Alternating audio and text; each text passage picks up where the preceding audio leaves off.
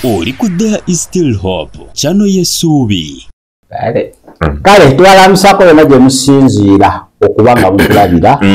guno omukuto gwa Desiro mukulikeeyo mu kuyita mu kiro nga mutendereza era nga mugulumiza omutonzi Dunda Namugereka Isoddene abakuumye abadde obulamu obw'omwaka gye gwatandikira abo guno tuguwalaawala natera okugukuba oluku mumutwe kama tukwebaza kubanga oli mulungi ekitibwa kiba kikyo n'amatendo kibatwanyiza omwoyo wo ajja tulungamye okuyita mu Kristo Yesu Mwana Katonda omwami tusabidde. Amina era amina ddala twongera okwebaza Katonda ku lw'obulamu bwammwe n'obwaffe nti Mukama atukoze obulungi mu linnya erya Yesu. Amina. Kaakati waliwo omusumba oba muweereza oba musumba simanyi yali yabadde n'ensonga erimu eggumba ku biki ebigenda mu maaso naddala mu basumba okubanga abalinga bukoko nga beebojjabojja ate okwebojja kwabwe ne kuyingira ne mu ndiga naffe ntandika okuba nga twebojja ne tufuna ttiimu pasita gundi ekyo nekireka nga kituyuzizzaamu twabuuziddwamu ng'omubiri gwa Kristo nti tufuuse balabe n'abalaba ate ab'ennyumba emu ate tukwatagana tuli baana ba nnyumba emu maama y'omu taata y'omu naye ati tuli balabe n'abalabe kanti ayo famire begenda kusaanawo busaani kati musonga ono alina kya awadde amagezi n'agaba naye toli looya wa musumba wo. Siri looya wa musumba wange sinze muwolereza. Kale katusoke tukuwa omusumba oyo ate tweyongereyo. Kati mwenna mwafuuka bawolereza abasumba bammwe.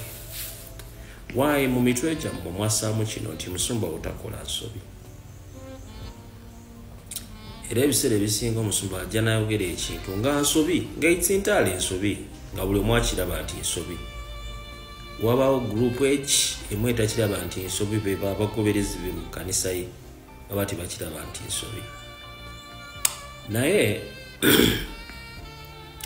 njagala okugamba gwali eyo you are not toli muwolereza wa musumba wo. Kitegeera okuva na leero era ye nga ggwe naye akola ensobi. Sometimes out of excitement boogera ebigambo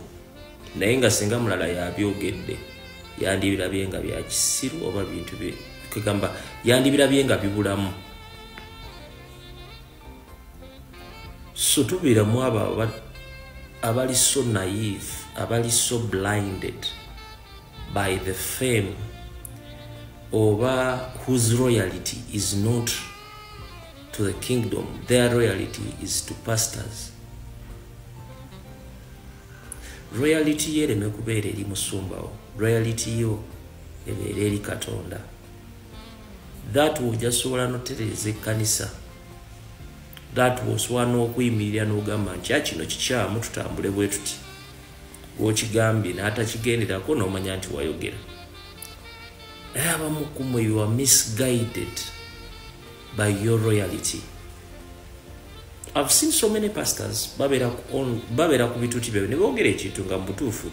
kikyamu okwogera oba si kye kituufu ekyandyogeddwa oba nsobi. Abantu abagwa mu levels ezimu n'omusumba oyo ne bagezaako okutereeza ekyo kye yayogedde. Bano ne bavaayo abagoberezi oba abakkiriza mu oyo omusumba ne bavaayo okugezaako okugetta n'okulaga nti ate gwe tewategedde oli kye yayogedde n'ebiringa ng'ebyo. Muganda wange, teri mwana wa muntu ku nsi atasobya. Era nze mu bulamu bwange sirivaayo kuwolereza musumba ng'akoze ensobi. Ensobi eba nsobi kebe mu kigambo kyennyini nga bulijjo yabuwulira omutima gwo n'owulira nga gutebenkedde mu byayogera. Yes, mu ebyo asobola okukolamu ensobi. Kaabe Pastor Tom, kaabe Pastor Kayanja, kaabe Pastor Bujingo, kaabe Apostle Grace Lubega, kaabe Bugembe, bonna They are prone to error. So pray for them. Pray for them. And when there is truth in correcting them, consider it. Consider it. Because byonna it is for the perfection. It is for the perfection of the kingdom of God. Jesus Christ himself said it, that if any man says that they are righteous, if any man says that they are perfect in their ways, then they lie. And many greater men who have come before you, men of God, have erred, even have erred in the face of God. And how about our men today, who live by faith in most of the things that they do or say? So, mulekerawo n'emitima gyammwe baluma olw'okuba nti bakonye ku nsobi ya musumba waabwe, olw'okuba nti bamucriticizinzeeko ku kye yabadde ayogedde. Maybe kikyamu. And maybe by listening and accepting what is wrong as guided by the Spirit of God in you, you will also be corrected.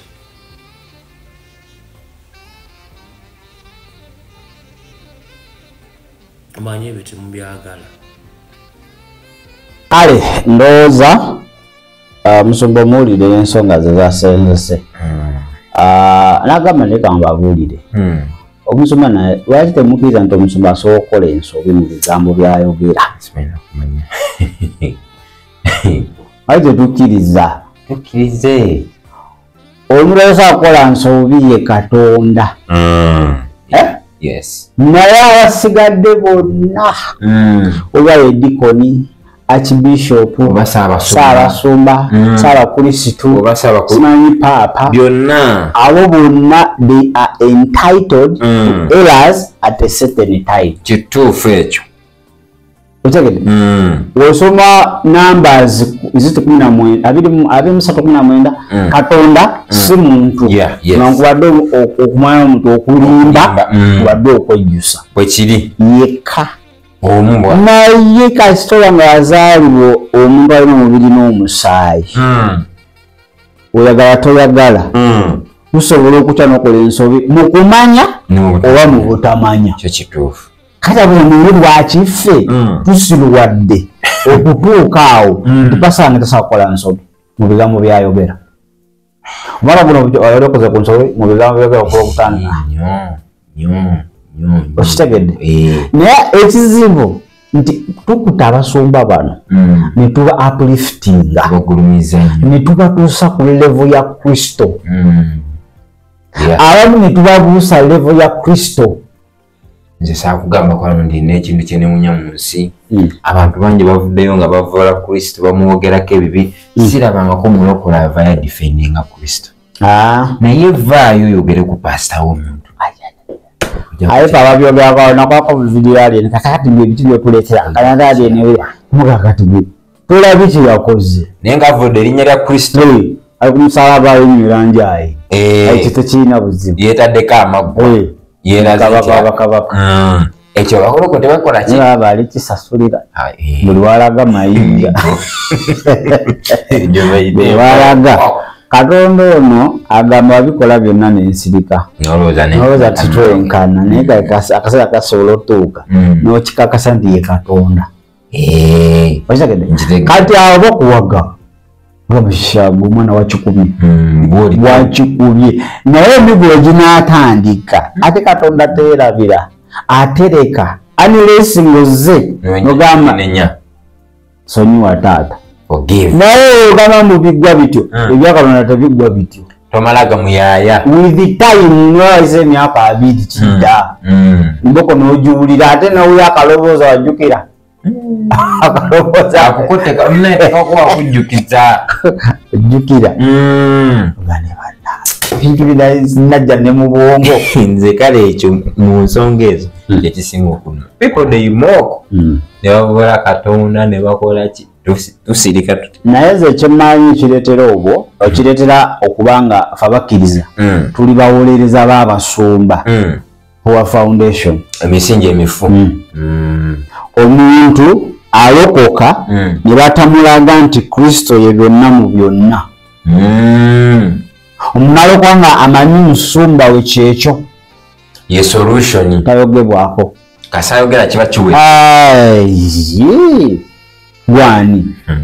gwani amwogerako balina olunyiri lwabwe don't touch koma kuwo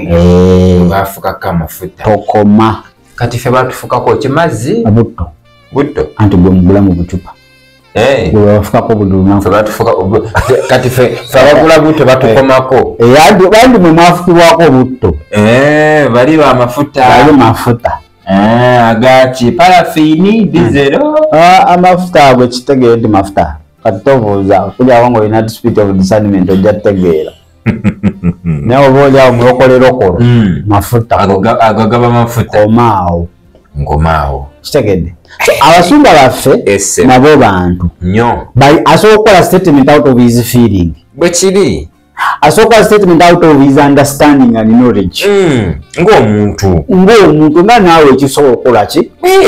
okubeera omusumba tekikufuula malayika nti ovudde mu kifaananyi ky'omuntu osigala oli muntu era osobola okukola era osobola okuoffendinga omuntu osobola okwesitazo naye kati ffe tukirina mu bwongo nti don't offend pastor era nze ntera okulaba abantu abavaayo banaye mmwe muve ku basumba munoonya bikolimu ye lwaki temubuulira njiri eno bagiyita bati ali mbu okumugambako nti tosinza pasita sinza Kristo muve ku basumba simanyi era lwaki temubuulira eno ekisooka eno enjiri tebagibagamba mu kanisa yaabwe ate tebagyagala kati their ears are now enticing gabasiiwa gundi mutwegerenga ku mazima kati bino ebintu respect love and worship byanjawulo tulina kugambako love and worship respect nawo kakoze ki kakayingiddewo you must respect your pastor true you must love your pastor bwe kiri you must not worship your pastor kati bwe twabigatta wamu tuli wamu jukira worship mulimu respect mulimu love ne obeying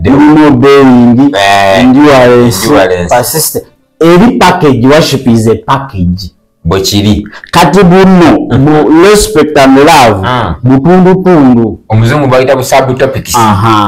kati you are entitled okukwata package yonna towards God si muntu katonda yekka yalina ekijjudde kati waleero yatugamba tulina okuwa ku bantu ng'okwagala kuba ye mwenyini yekwagala respect n'obedience okugonda kituufu only for godly instruction bwezooga nti nkugondere nga byoŋŋamba byakunzikiriza obedience only on God is instructions totusobola kuŋŋamba bibyo manji Katonda agamba mugondere nga bakulembera naye bamwe abigondera yajja nakitala olaba yawula maama namwana ati yagamba sajja kuleeta mirembe abasana nagamba Yesu wamwe mutujju Yesu yaleeta maama n'omwana yakitegeera naye this is a spiritual aspect katirake igwe olina babulatha tukwataga ebisigadde wagalanga abooluganda naye kasa tujja mu nsi ey'omwoyo kasa bituuka ku spiritual matters twawukanirawo awo tebalina kutegeerera si balina okusalirawo niwaba maamawo niwaba taatawo talina kusalirawo ku bintu ebiri spiritual nze saakubulirako bwe nali eri otegeera obampa ku magezi ate ago magezi agumoononyi waliwo akuwa amasiru naye ngaakugamba mbu magezi ago gaba moononyi kenyini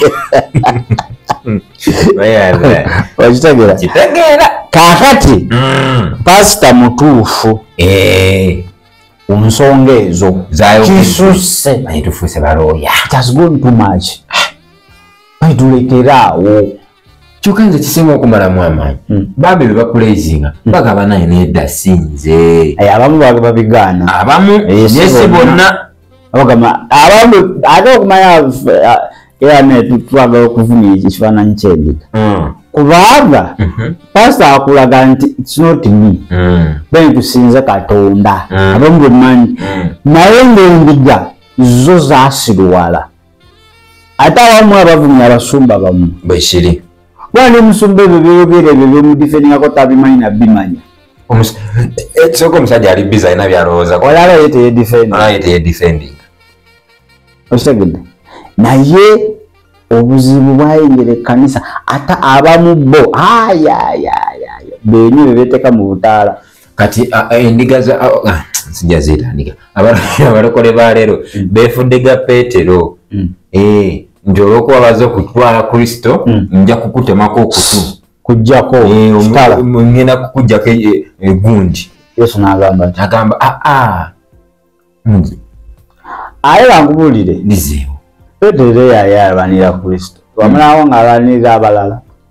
naye ndowooza olaba ekifaananyi Kristo kyeyatwala naye n'amulaga nti ekitaala tekireeta mirembe kireeta bulamu. Omuliro tegusobola kukakkanya muliro gunaagwo. Naye ekyo kitwonoonye kidistroyinze ekinafuyiza n'ekkanisa ekkanisa nnyo lwekyo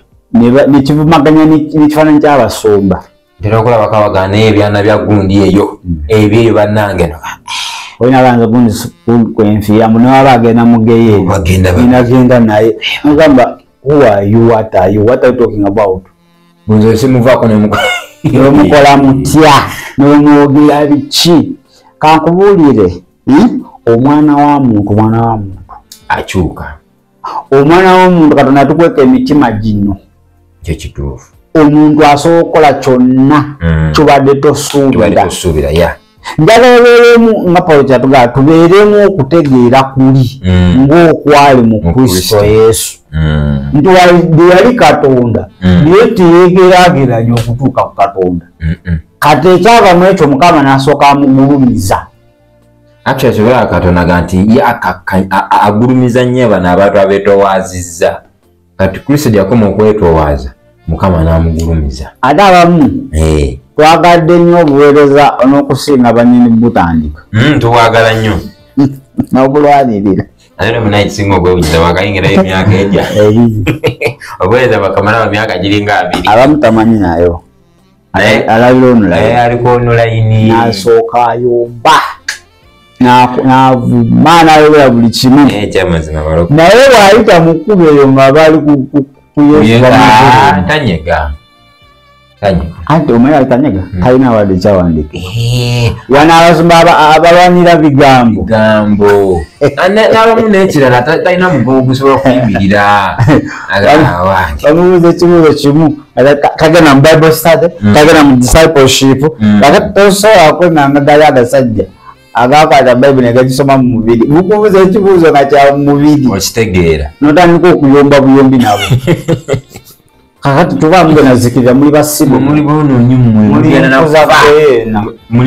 abagenda osesebwamu abagenda otulibwako abagenda okwokebwa omanya biyita bikalubi omanya talinamu temuli ate buwogano obuba bulekana buba so pastor akwadde omuweereza oyo ow'omukizo yakwadde amagezi gawere ate nga kyekituufu weesibe ku Kristo ate ogenda kwesitala ogenda zunga amakanisa naye kimanyi abantu abamu babasomesa ku kinene babasomesa ku bikolimo naye tebamanyi babijjawa kankuwa example Katonda avayo nayogera mu Yeremiya nti akolimiddwa Yesu gomwana w'omuntu ate abantu abamu bo tebamanyi nti already they have their curse anti oli mulondo wamu siganyi mulondo wamu oli Yesu yennyini yamwogerera kati Katonda kituufu ogambe Yesu yamwogerera oli Katonda omuntu yafuka Katonda oba sinakutega tufuka tuli mu Katonda omuto andi kati Katonda azaala Katonda siganyi Katonda azaala Katonda Kala bana obusobozi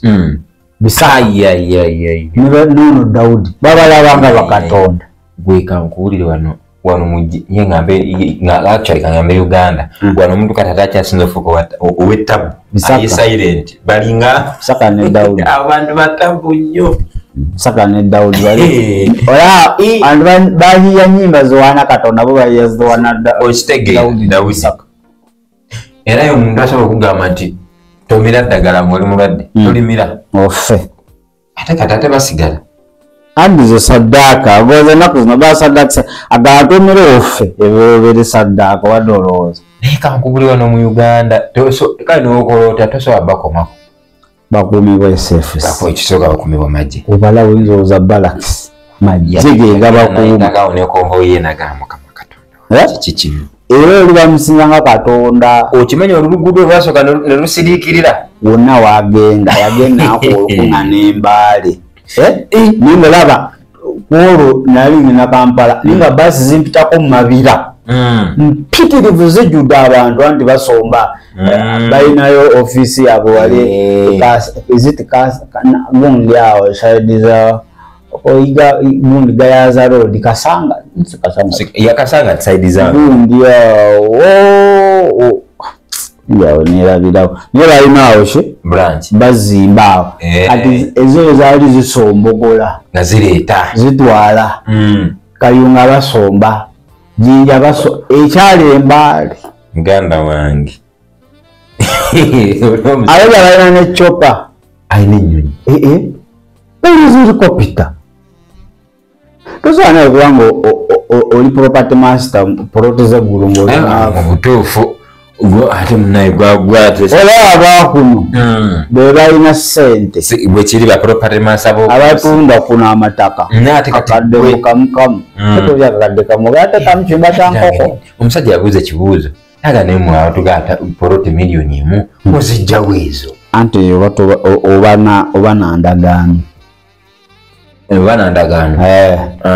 kati asobola n'otwala ekyapa ekyo mu banka n'abatunda nafunirako loni neyegendera banka nge bagamba mufulume muveewo banka property nenze ezo swala zigula ani banga musiraamu bamukasiraamu bakuwa akantu wekati kati awo mboolina ogula obuwera osobola okugaziwa naye kakati obuntu obwo asibe mu mitwalo ataano okimanyi ogula akantu nga none noba wanene kekana studio kakati nogula buno nga 10 osobolakadde obwo bugale butaano kalomanya akamu katoyi akamu kakinabiro kalona obusatu bwebwakayumba mwogenda okusulako n'akadiiro n'akajjoko property master be Uganda bagala ate oli atunda property mu ggulu ali ogu eri amuvuganya ndowooza gavumenti y'eggulu yeka gwewa license teri mulala kitegedde sobola okugulayo n'omwongera ssente n'akuzimbira ba property master bazimba n'okuzimba batunda n'eziwedde kati atunda ziwedde oba kyonna kyoyagala gwe kiweewulira naye neogigula tosagizimbako ye yalina obusobozi era ojja kudda kati nsobola okugulayo n'ekyapa mu ggulu nemugula nemuganja yakyapa gwe tofaayo yala ku saidi ya Ibrahimu oba Ezekeri gye bali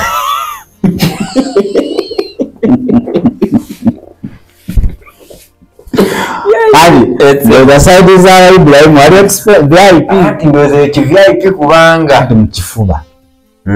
obere kumpa ali mukifuba kya ate kati nze ninza okwanjagala gende mu bajona ye milioni yemweyo jona abamusi kakadde kamukamu eyo Ibrahim so utandikira mu bukadde nga bitano Moses basula abasobola okugamba bukadde 5 Moses basula naye atakiza solomenti omwako kibanja mpola 5 akadde awo nosibako kale ali n'otandika ozimba atunda neziri self contained enyumba kati bannange kati awo nga mulimu n'amasanyalaze byonna n'amazzi ate amazzi geeri mu mubisi gwa njuki n'amata ate kati fe abaagala okupangisa tukolereko bizinesi kiri kitya ale kati olaba waliwo osobola ogula ku gwina enguudo eza zaabu kati ezo pooti zaabu kadde buyitirivu kubanga muba mwagala eri ku kitaka anti kituufu njagala kupangisa nteekao ka bizinesi kanye ate ka hardware ebyo tebapangisa olina kugula alifubanya nti osobola oba otunda byonna byolina ku nsi okusobola okugula eri ebitogaba bonaabona toddamu simanyi musolo simanyi masanyalaze kati kambuuze oyo property master yakuwandikira endagaano yakonamu sitampu endagaano ya mwoyo mukasito mpakkiriza osibyeko endagaano kukkiriza wesikuwa olwopa wa Yesu nti ono namwalakunda okwata nze eka bwe yakona musitambu yalaba nga ndi mwesigu oluba tutuli munsi muno batuzanyidde ku bwongo bazanyidde ku bwongo mugulu kati really speaking gubagabati ekintu ekyo kiri obvious nayo kids baba baloge ngambo tambu poroti ziri akubulire ogenda ina ne bali ebidogo ne likuyingira wasasodde nanze nabigana omuntu ebidogo limala mugwako nagani mu butuufu mpadde engulaki nze neewunya nali nveeyo kayunga njijeno omukazi saamanya nti no yali asabirako naye yambulira buli nakola bukozi bwenti yaŋŋamba nze nali njagala Katonda mwana gwe mugaki ekyaliwo nti omusajja kye yankola oyo nadda wano kati kati asawula kati yadda wano yavuka fulampe sigiri nagezaako naŋŋamba tolina kyoŋŋamba mwana wa nze yonduddeyo emirimu gyenkoze mingi kati tolina kyosobola kunnimba mugamba agamba kati era nzuwa tuli tuti waba yali ku miguwa kati bamuwanjegere naye gwe sitaani kumanya kubakuza wuwe ate oyo muzibu wamanyi ne ku byawandiikibwa oyo gambe mukazi yajjayo ebyamu ebikusike neŋŋamba amutuulamu eti nemugana naye kimanyi walize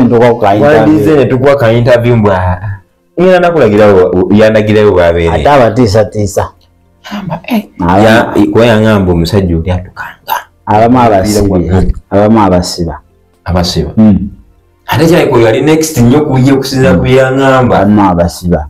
baba batya basirika kuba yaŋŋamba ng'omusajja oyo kukusonyiwa olina kugenda mu makanisa ge gonna nga wenenya finally nojja gyali naŋŋamba nekati taata nsonyiwa gwolowoozaga amakanisa nga maleko ddi anti kwekwe ate saba oleka wakasenya ate babawuliriza nosanga asabire wa Dawudi nogera ku Dawudi kale akukuba ebikonde tomwogerako oli mutukuvu yatukula anti yakulira ekanisa z'obutukuvu n'obutuukirivu nagwe sozi kulya nga oli mutukuvu is righteous himself is righteousness kati abasabirayo bali righteous batapinga righteousness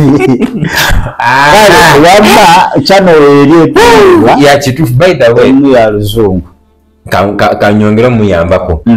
eno channel noba yadde twasoma nnyo njogera ku side yange ojja kumala oyogere ku bali eri kati eno ffe baderiki baani wano tusobera ddala bulungi nnyo badijje ne dijje nabo zinaabuze ziri mu campaign so kati jangu etwalire channel eno muganda wange otambuze omulimu gwa Kristo mugende mu nsi mubuulire enjiri n'ebitonde byonna okimanyi osobola okubeera n'otuuka Amerika oba wagenze dda watuuse dda oligobera ku visa ID yagana n'okudda nze neyange nze muna ekirabika nira oba yangola ki nira ndoze empala mwenenera muri mutsi kujapata kubanga niri empala na bwana nisikulimba kera bafunire ID omuguru bafere nawe sina mufere mutemu kutemu eyo sebo wona woyitira etaga kusasula ticket negi bafere na Jeremiah we Nigeria atonda spiritual ATM card namulira mwana yatonda spiritual ATM card nakimanya tubaza waliwo bagula waliwo yagambo mukama yamungambye mune mukaliza muzabire mumwene password atajiza nkalu anti ebuto so akuteekako nga kuliko so nalabakawo omukazi yaga munange najja eri omusajja wa Katonda yansiga amafuta wonna wayagala neŋŋamba ekiki maama yansiga amafuta wonna wayagala era kaakati neŋŋamba gazuma balina abaana mu bibiino musumba wonna wayagala akusiga paka Canada yonna nemutuukayo nyonyi nemudda nemulambula ebyo taga amafuta gakola tulega mukazi ligalazage bawunza nawe kale chano yo abantu omutwalo mulamba omanyi okuza chano si kyangu ekyo kituufu si kyawo naye go eyo tandikirawo ate esasulwa so jefune namba zaffe ojja tukubirako nammwe ab'ekinyanyimbe naye tugirina eriko abantu 1500 bwekiri naye eri monitorized so naye osobola okuba ng'okikola ki ng'ogyetwalira ogyewangu yakale kkiriza Kristo mwana wa ssebo Kristo lyekubo n'amazima n'obulamu ate yekayika gw'oba ogoberera muye mwe muli obulamu tebuli mu mwana wa muntu wabula buli mu Kristo nolwekyo gamba Yesu nkwebaza olw'obulamu bwange ne future yange nyongera okuwa ekitiibwa n'amateeka nange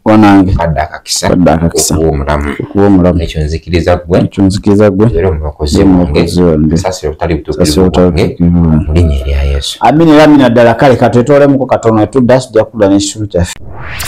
webale kulaba there is still hope okumanya ebisingawo tukubire ku 0752 34 14 47 oba ku 0761 08 83 15 osobola n'otufuna ku email eya tishitv74@gmail.com eno ye there is still hope chano yesuubi